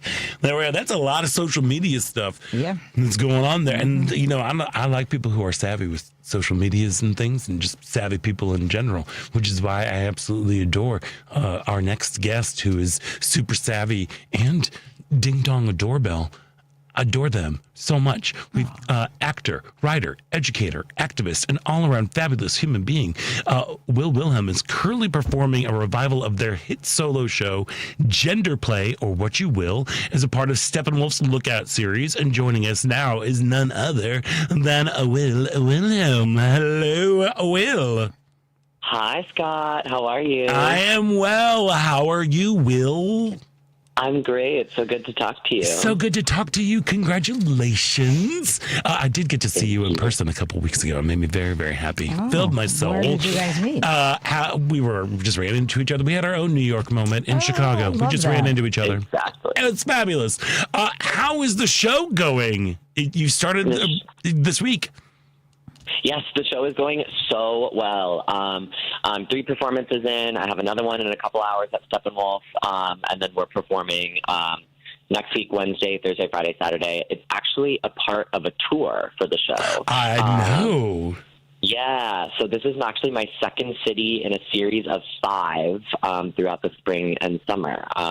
So, yeah, like you said, it's a revival. It's a brand new production. The show premiered in Chicago 2 years ago with About Face Theater, where you and I are both very closely connected. Mm-hmm. And so this is a full-on reimagination of that show after that world premiere went so well. And so I'm grateful to be touring it to other places, but also it's really, really extra special and magical to have it come through here at home where it all started. And where were you just now where you did it, Will? And how was it received? I actually was in Indianapolis. I performed at the Phoenix Theater, and it was received so well. So the Indianapolis Shakespeare Company is like the originating producer, and their production is what's touring around. I didn't know a ton about Indy. You know, I know a lot about Indiana politics, and so that made me feel not super, none of it good. Right. Not so great. But, you know, the show is so queer, it's so trans, but it's like extremely joy-centered. It's all about celebrating our experiences and sort of just like locating what queer experiences is and sort of the trans vocabulary that we have now, and just locating that sentiment within our history. And so people were coming from all over the state to come see the show. And I think there's just like less there's less access to resources. Mm-hmm. There's less trans community maybe, but that doesn't mean that there are less trans people. Right. And so it was crazy to be walking through the streets like downtown Indy, you know, and I'm used to Chicago. I live in Andersonville. I see like extremely visibly queer people all the time. People are holding hands, kissing. And obviously I'm not seeing that as much in Indianapolis, but then I would walk into the theater and literally be like, where did all of these queer people come from? You gave a safe space. That's beautiful for them to come. Yeah. So it was awesome. I had people, you know, it was a 3-week run, but I had people come back multiple times throughout the course of that, and it was really awesome. Well, that says everything right there. Well, now, so Will, you mentioned that it began in 2023 with About Face Theater. Can you remind folks, you know, and we got to have the conversation when you were getting ready to premiere this. Can you remind folks about how this play came about? Absolutely, yeah. So I went to college in Chicago. I went to Northwestern and have been based here ever since. Go Cats! Go Cats! And I my first like really regional out of town gig was I was a company member at the Oregon Shakespeare Festival for 2 years, which is our country's biggest Shakespeare festival. Yes, it is amazing. Yeah, it's awesome. And I went out there to like do a lot of like create a lot of roles that were genderqueer specific in a classic canon. And they were really awesome, really supportive, and also were like, we've never really done this before. So like, you know, we want to do it with you, but also we need help figuring out how, and, you know, all of that kind of stuff. Not that they were like, you know, there's a history of like gender bending and cross gender, I'm giving air quotes, performance, but like to approach Shakespeare's canon with like specific gender fluidity and gender queerness, I think was like new for them. And so when I got back from that experience, it was really rewarding, and I had been having conversations with a friend and collaborator of mine. Her name is Erin Murray, and we talked about how we could maybe like I was curious to take the feeling that I had from my 2 years at Oregon Shakespeare Festival and basically be like, how could I create an entire worldview that's based on this? Not like I'm doing a genderqueer thing in the context of a larger picture, of a larger ensemble, but like what if whatever I was doing on the sidelines became the whole immersive world? And so Genderplay kind of was born out of that.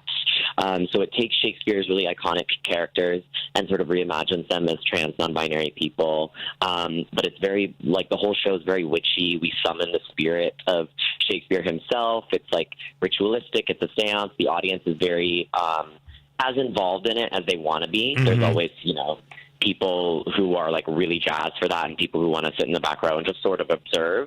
But it's an open invitation to be as present as you want to be. So I think for that reason, it's a little bit different than people are used to attending the theater, but it's really, really, really freaking fun. Yeah, and it's a total party. Total party and a complete celebration. So in your journey with this play, how has it evolved? You know, you started, and I'm sure like every night, I mean, this is true for all live theater. Every night is different just because the people, but in something that is more immersive and potentially interactive.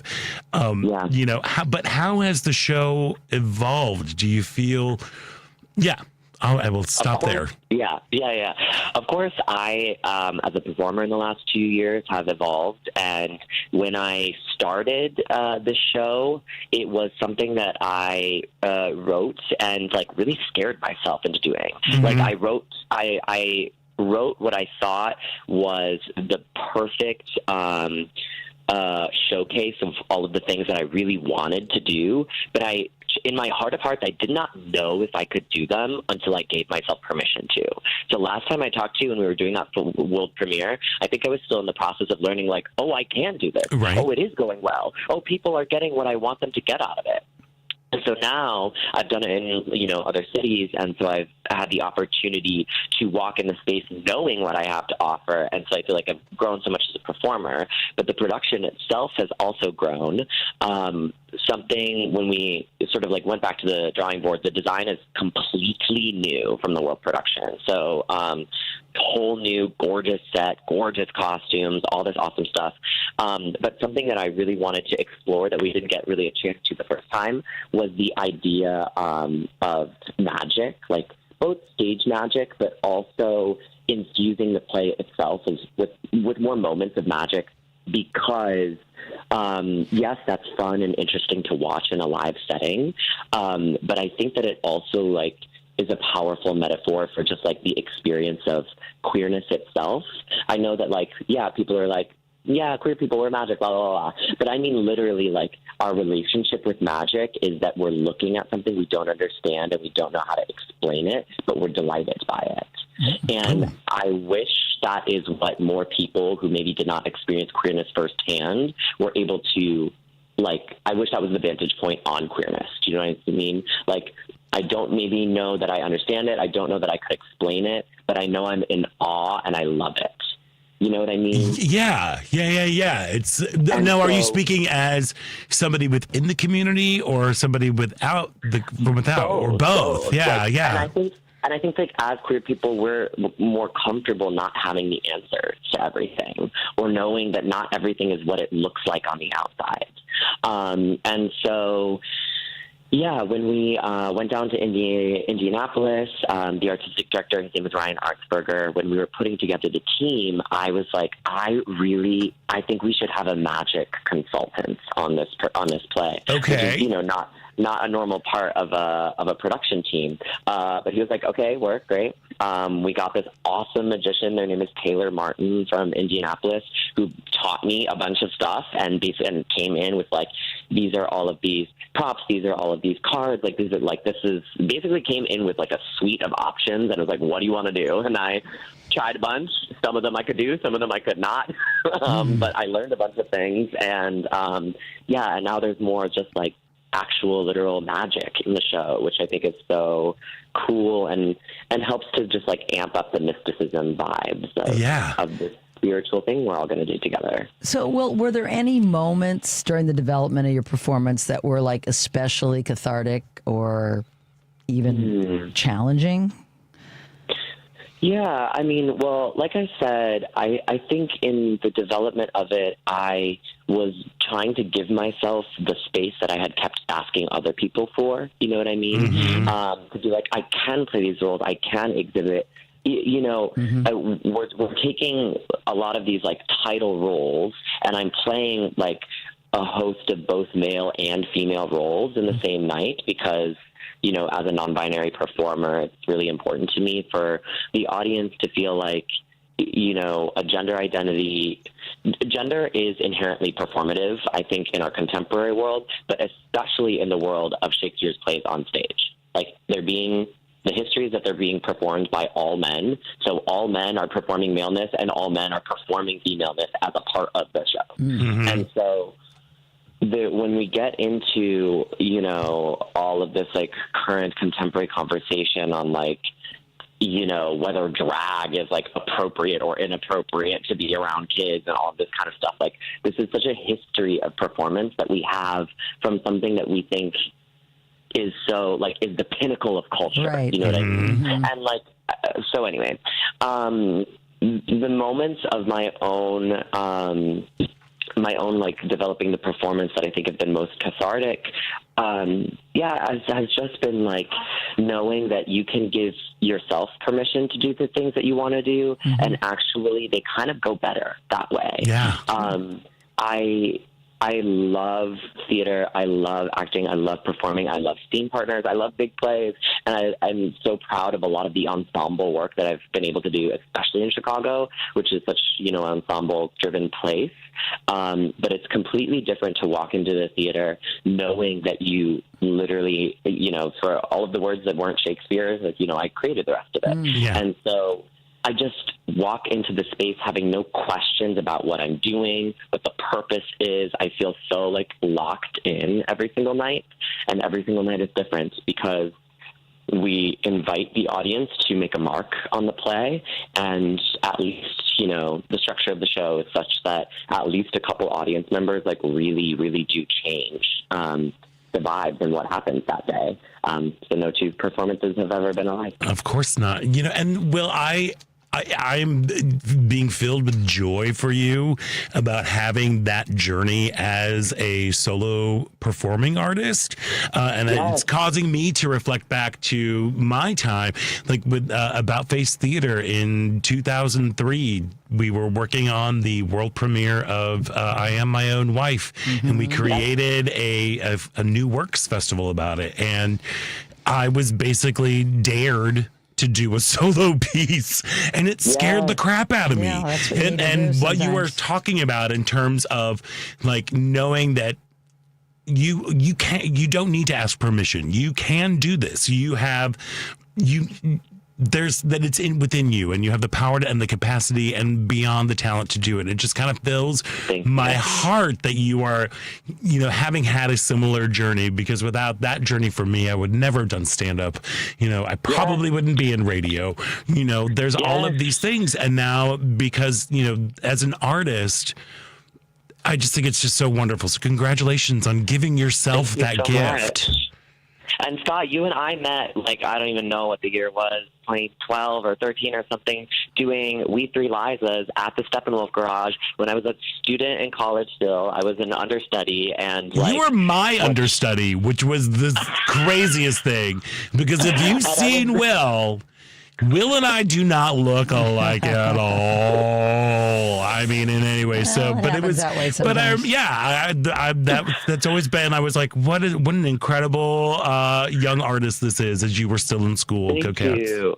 I mean, go Cats. But no, that was my first time working with About Face, and obviously About Face Theater is such a huge part of the reason why gender play, it is the reason why gender play exists, and has been able to get to this point. And I just remember being, not like I was shy or quiet or whatever, but I remember feeling in those rooms when I was starting to meet people, like I have this conception of myself and who I want to actualize into, but it feels so far away from who I am right now. And I was so caught up in just like trying to do everything right and make sure everyone liked me, all that kind of stuff. And now, like, it's more than 10 years later, and I'm just a couple doors down in the same complex, but it feels like such a full circle coalescing of something that I really hoped I could do, at the time when we met. And so, I feel so much more capable, so much more powerful. I love that you said that thing about stand-up, because I feel like before we really dive heavy into the Shakespeare, there's a first section of this play that's kind of like, welcoming the audience, setting the rules of the space, all that sort of stuff. But I think of it very much like a stand-up act, because I want to get people comfortable, of course, give them some jokes, but it's also like my opportunity to like get everyone settled into this place that feels like my parlor or my living room or my bedroom or whatever. Mm-hmm. And it's really fun to like flex those like MC sort of skills to be like anything could happen. I kind of love when something goes wrong or when something weird happens in the audience, because it just gives you the opportunity to acknowledge and play with it and banter with it. And then the audience feels so comfortable, like, oh, anything could happen here and we're going to be taken care of. We're totally going to be taken care of. Yeah. If Shakespeare were alive today, Will, and came to see gender play, what do you think they'd say?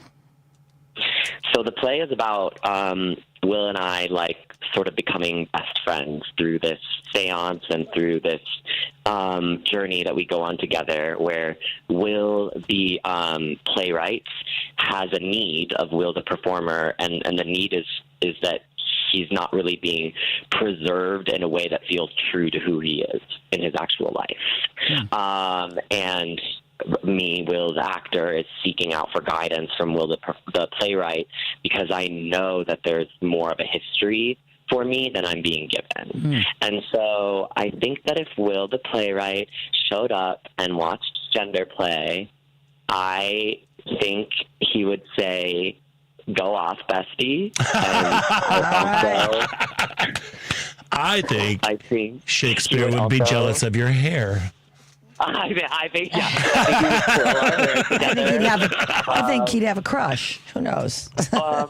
And there is a lot about Shakespeare's actual life than his like perceived lovers, and he like used the sonnets as a groundwork for that, which is just like so beautiful and interesting, and really one of my favorite parts of the play. And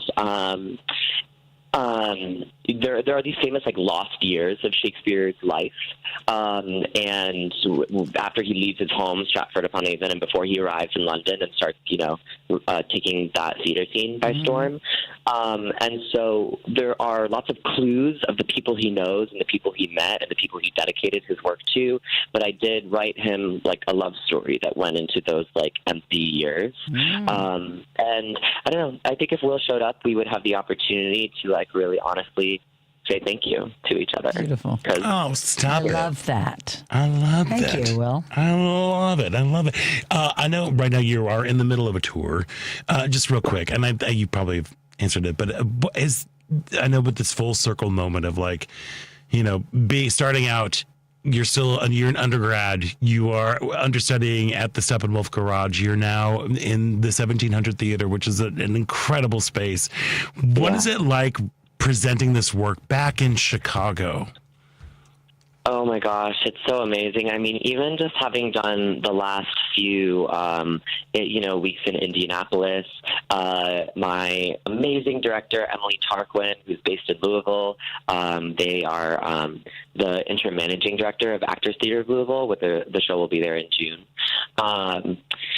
So they came to, be there for the days of tech and preview here at Steppenwolf, and we did the first show, and afterwards they were like, whoa, like I've seen you do this so many times now, and I've like never seen you do the Hamlet section like that. And the way it's sort of framed is like so based off of not only my experiences in Chicago growing up and like being in clubs like Berlin and like really having space to like find what feels like authentic space for me to be taking up in the world, but it's so much about like really commiserating with the ghost of that person that initially met you, Scott, that still lives within me, and really, having a lot of understanding and for the reasons why that person was like really not doing well and was really scared, and so there's just like this, it feels like this moment of like healing, and because it is a seance and because it is casting a spell, I just like feel more whole every time. And so Emily was like, wow, I that happened so differently in a way I wasn't used to. And I was like, yeah, because I'm in Chicago. I'm standing right here in the city and in the building, like where all of these things happened. So it's really always extra special to be here. I pride myself on being a Chicago theater artist. I do take a lot of work across the country from coast to coast because that's where they pay That's me. what you got to do. Yeah. Spread the love. Exactly. But I always consider myself a Chicago theater artist. I do think that like technically the way that I perform and the way that I try to bring honesty and authenticity into what I do, I think is directly from my experiences growing up in the storefront scene specifically. Mm-hmm. So I love Chicago. I love performing for Chicago audiences, and I'm really grateful I get another week to do it. And Chicago we love you, you, and we are so grateful that you do get another week to perform. Don't miss Wilhelm in Gender Play, or What You Will. It's part of Steppenwolf's Lookout series. It runs through May 24th. So, and we're in May-cember right now. It's a little chilly, not really sunny. Go to the theater and enjoy. Exactly. For tickets, go to steppenwolf.org. Will, it's... Again, I wasn't just saying those things about like, you're just a wonderful human being. You really are just a wonderful human being. And to hear your story as a human and as an artist about how this particular show and your process and your time with it, you've gone on a journey both on as a human and as an artist. And I'm just so freaking proud of you. Like, it's great, and it's so freeing, and I cannot wait to see what comes from you in the years to come, because you are definitely a creative force. And how many people you're inspiring by your performance. Yeah. That's so important to the queer community. I'm the product of a lot of love, and it's not only from family. It's not only my birth family. It's the chosen family. I'm standing in the bedroom of my best friend's house, and everyone is out in the other room right now. So I'm just surrounded by so much amazing queer love, and this play is just me trying to offer that back out into the world. Well, put love out, take the love in, and everybody go see Gender Play, or What You Will, at Steppenwolf. It runs through May 24th. Wilhelm, break all the legs, and I'm just going to send you little winkies loves. I don't know why I'm doing that, but I'm sending you a winky love. Okay. Until the next time. Yes. All right. We've got to take a quick break, and when we come back, it is the final thrilling show-stopping moments about Chicago right here on WCPT.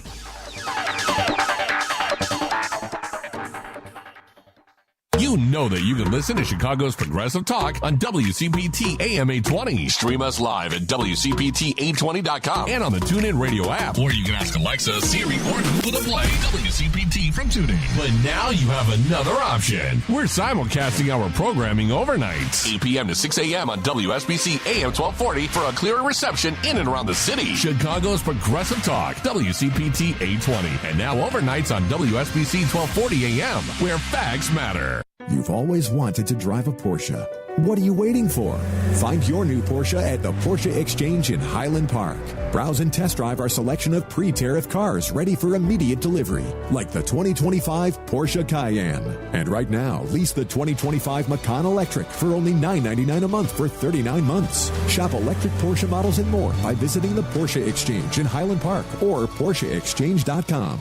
2009 event with signing. Excludes tax, title, license, and doc fee. No security deposit required. Expires 6/2/25. WCPT 820, Chicago's Progressive Talk, where facts matter.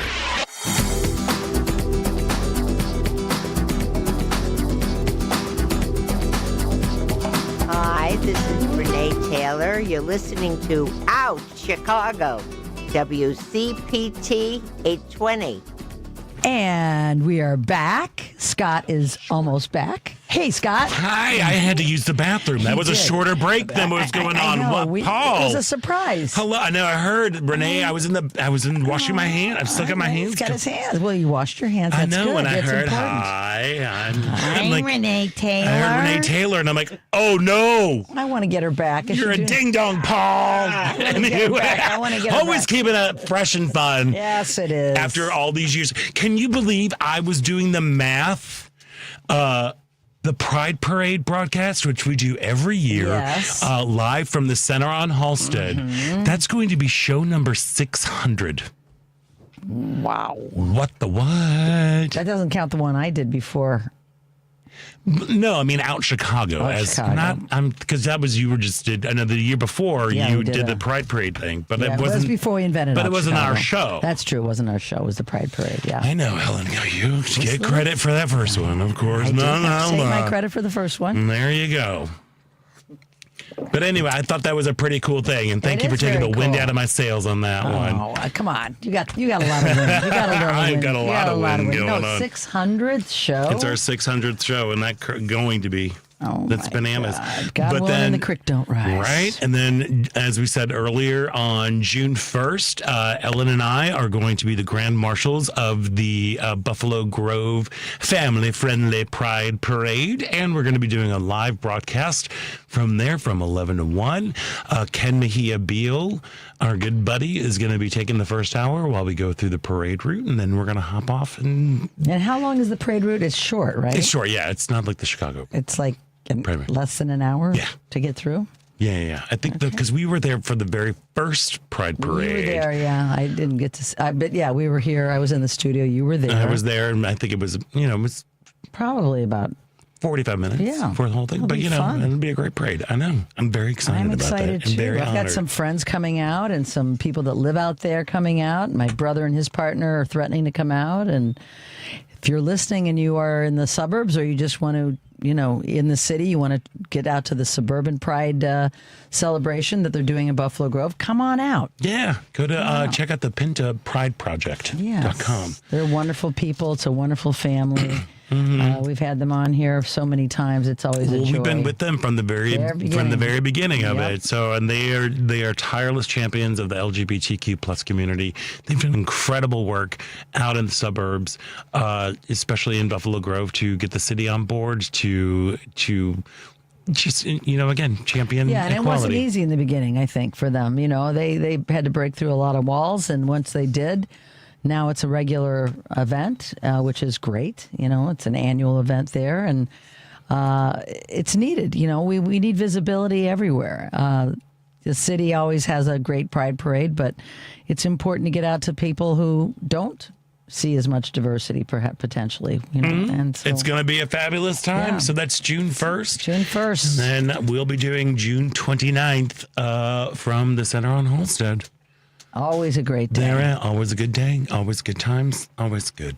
Always fun. It's it usually never rains. We've had a little, but not too bad. Are you kidding me? The first time that I did the Pride Parade broadcast and you were on the float, it rained and it stopped the parade. Oh, I know. And I had an hour and a half left of live radio. That was the only time that ever happened. I know. And it was like, what? And it was you were hosting. I was on, we never even made it out of the gate. I mean, we just got drenched and went home. It's crazy times. But usually that doesn't happen. That was a very weird. That was a weird time. It's always beautiful on Pride. It's a beautiful day on Pride. Always beautiful on Pride Day. Yes. Also, hey, it's going to be beautiful tomorrow on Choose Views. Richard will be talking to Audra Moran, President and CEO of the Ovarian Cancer Research Alliance, and Mike Nellis, Democratic strategist, former senior advisor to Kamala Harris, and social impact entrepreneur.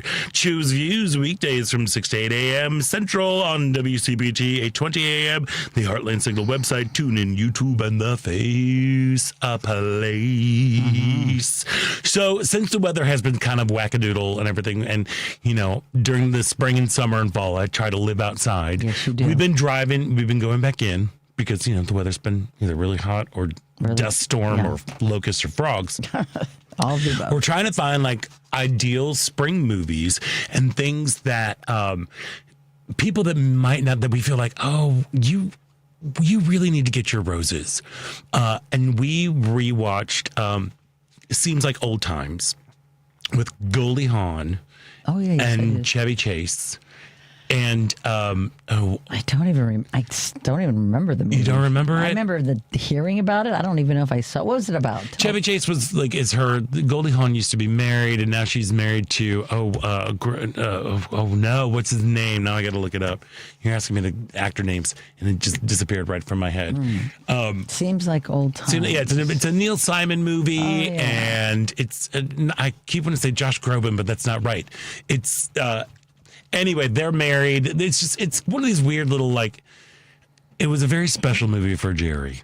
So we watched Charles Grodin. Charles Grodin. Thank you so much. How did we ever get Charles Grodin?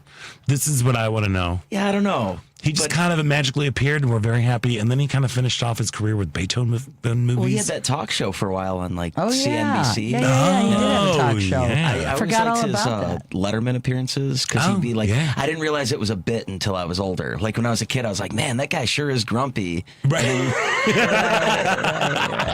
Yeah.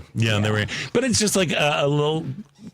I mean, just a little fluffy piece. Yeah. It made a huge moment. But Goldie Hawn, she really I believe she won an Academy Award for a Private Benjamin. No. For not Butterflies Are Free. Cactus Flower. With, I think she won.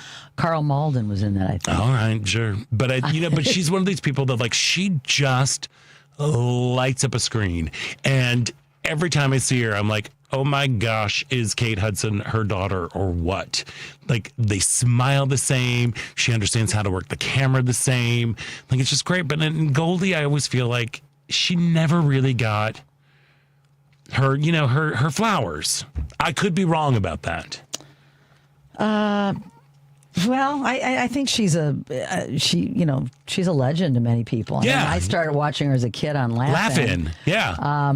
And I think that's probably what haunted her for most of her career is that because on Laugh-In she played such the ditzy blonde so well that people are it took time for them to understand that no, she's really smart and she's a very fun she's a good actor, and also she just has that something that the camera loves her. They love her.